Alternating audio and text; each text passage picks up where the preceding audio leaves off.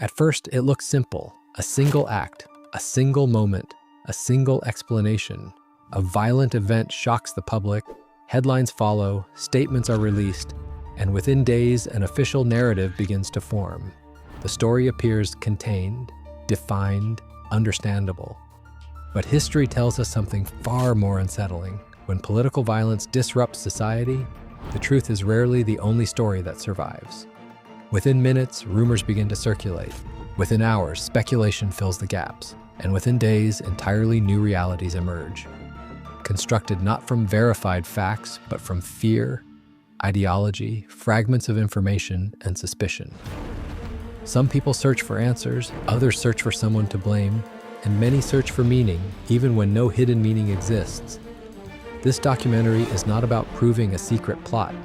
It is about understanding why so many people feel there must be one.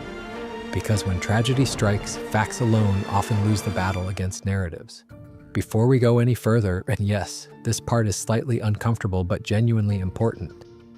If you value long-form, research-driven documentaries like this, please take a moment to like the video and subscribe to the channel. Not because an algorithm demands it, not because a shadowy cabal whispered it in your ear, but because without subscribers, channels like this quietly disappear. And then the only people left explaining the world are shouting into microphones that cost more than their research budgets. Subscribing doesn't expose you to mind control. It doesn't put you on a list.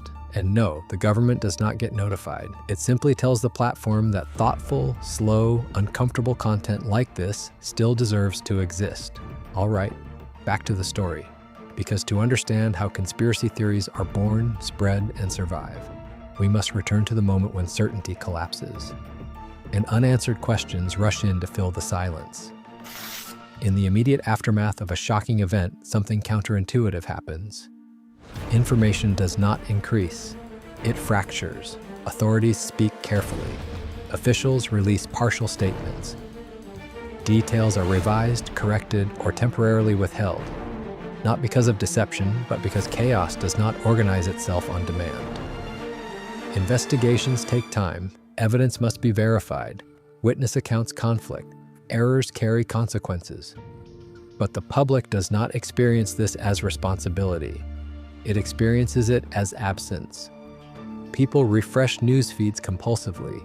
They scroll endlessly. They search for clarity that cannot yet exist. This gap at the space between what happened and what is known is the birthplace of conspiracy theories.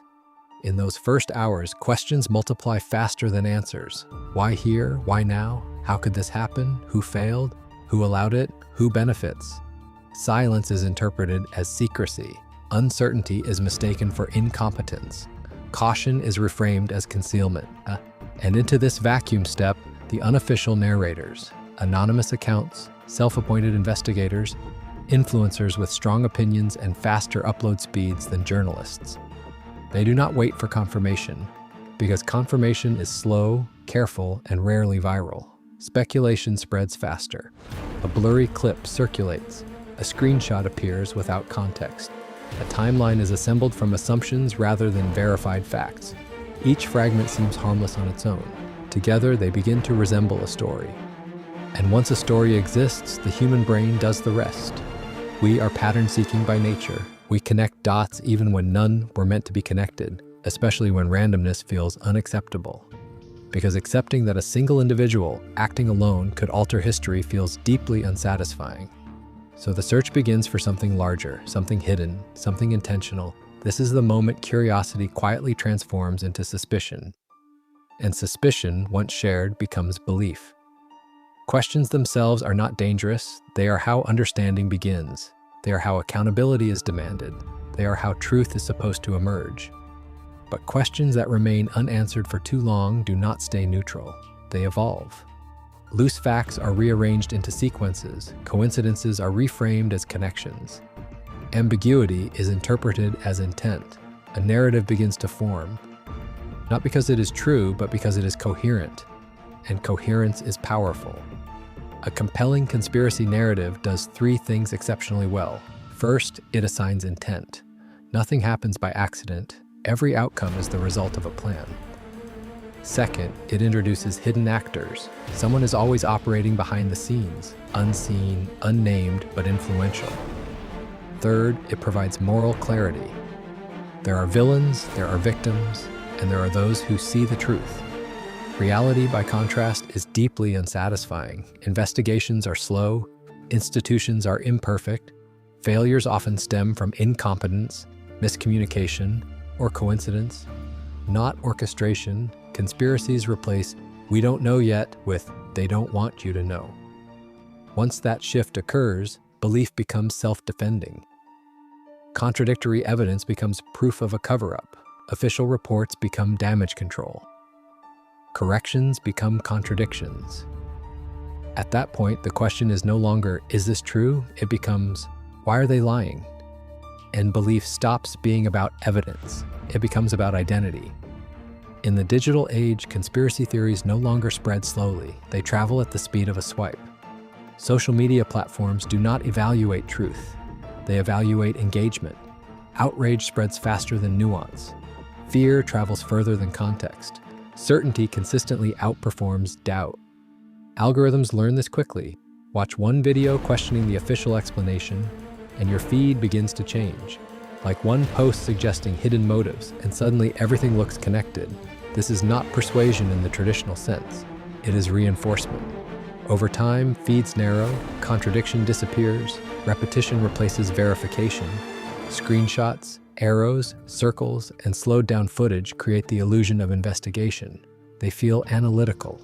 They look authoritative. But appearance is not accuracy. The most effective conspiracy content does something else. It recruits the viewer. Do your own research. Notice what they're not saying. Connect the dots yourself. The audience is no longer passive, they are participants. By the time a fact check appears, it often feels dismissive or incomplete. Not because it is wrong, but because the belief system is already in place. The algorithm did not just show a theory, it walked the viewer toward it. In a polarized society, facts rarely arrive without labels. Before evidence is examined, it is sorted by ideology, identity, and allegiance. Doubt becomes selective. Institutions are dismissed as corrupt. Journalists are framed as collaborators. Experts are portrayed as political actors. Meanwhile, claims from inside the group are accepted instantly. Trust becomes tribal. Political figures exploit this by hinting rather than asserting, by raising questions without responsibility. The message is subtle but powerful. You are not paranoid. You are paying attention. Belief becomes loyalty. Questioning becomes betrayal. At that point, conspiracy theories are no longer about events. They're about who you are. For a long time, conspiracy theories were dismissed as harmless. Just talk, just ideas. But belief does not stay online. It shapes perception. It guides behavior. And in rare but devastating cases, it justifies action. Institutions become enemies. Opponents become threats. Violence becomes inevitable. Most believers never act violently. But the system does not require many, it requires one. One person convinced they see the truth. One person who believes action is necessary. One person who mistakes belief for duty. When consequences follow, the narrative adapts. Responsibility dissolves. Blame shifts. The belief survives. So who benefits from the chaos? Influencers gain attention. Outrage becomes monetizable. Loyal audiences return again and again. Political actors benefit from delegitimized opponents. Foreign actors benefit from fractured societies. Platforms unintentionally reward engagement over accuracy. But the most persistent beneficiary is the conspiracy itself. Once embedded, it no longer needs a creator. It sustains itself through repetition, identity, and community. Even after investigations conclude, conspiracies rarely disappear. Because they are not arguments, they are belief systems. Contradiction is absorbed. Disproof is reframed. Failure becomes further evidence. Leaving the belief often means losing status, community, and identity. Mockery hardens belief. Dismissal reinforces persecution. The conspiracy does not collapse, it calcifies. So can truth still be found? Yes, but not through force.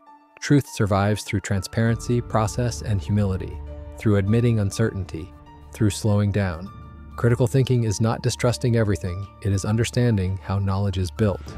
Truth does not go viral, it persists quietly, waiting for those willing to tolerate ambiguity long enough to recognize it. Every conspiracy theory begins with a question. But not every question leads to truth. Some replace understanding with certainty, some turn doubt into division, and some convince us that reality itself can no longer be trusted. The cost is not abstract. It is paid in broken trust, in weakened institutions, in people acting on beliefs that feel true, even when they are not. Understanding conspiracy theories is not about choosing sides. It is about protecting something fragile, a shared reality. Because once we lose the ability to agree on what is real, everything else becomes negotiable. Thank you for watching. If you found value in this documentary, please like the video and subscribe. Most viewers of long-form content like this are still not subscribed, and that one click genuinely helps keep this kind of work alive. No manipulation, no pressure, just a small action that makes a real difference. Thanks for watching.